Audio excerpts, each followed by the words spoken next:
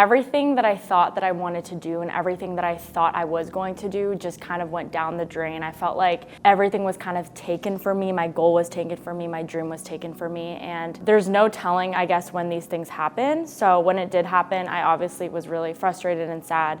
So my first ACL recovery was really difficult because I didn't know what to expect, and I knew it right away. Like as soon as it happened on my other knee, at this point, for some reason, I shocked myself in how calm I was the second time, because the first time I was immediate, like frustration, tears, confused, anxious.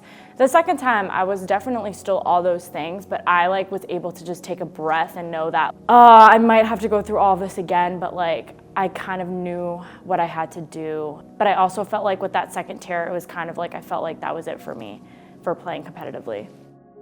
The identity crisis was the number one thing that I was dealing with, especially during the first recovery. I didn't know who I was. I didn't know what I liked. I didn't know my hobbies. All I ever had focused on was I want to play college basketball, and I'd work out honestly 2 to 4 times a day because of how bad I wanted it. I was going to outwork anybody in my way.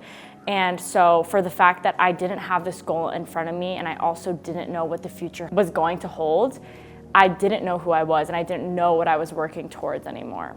The summer after my senior year of high school, I found this organization, the Hidden Opponent. So my freshman year coming into college, I decided to propose the club. Huge success. We went from 4 e-board members my freshman year to 12 e-board members now going into my senior year. This one person told me this, and it stuck with me, and I promise by it, is that you don't see the reasoning now, but one day it will make sense. And I didn't understand why it happened when it did happen, and I was cursing the world, and I was so mad, and I was just so upset. But then looking back, I realized obviously the Hidden Opponent, I would have never found it, and I would have never found this community if it wasn't for something tragic like that happening.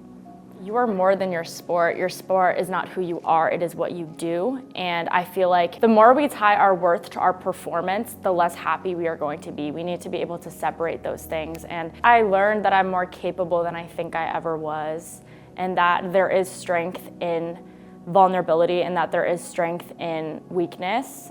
At your weak points, that's obviously where you grow. So I feel like because of that, it's made me who I am.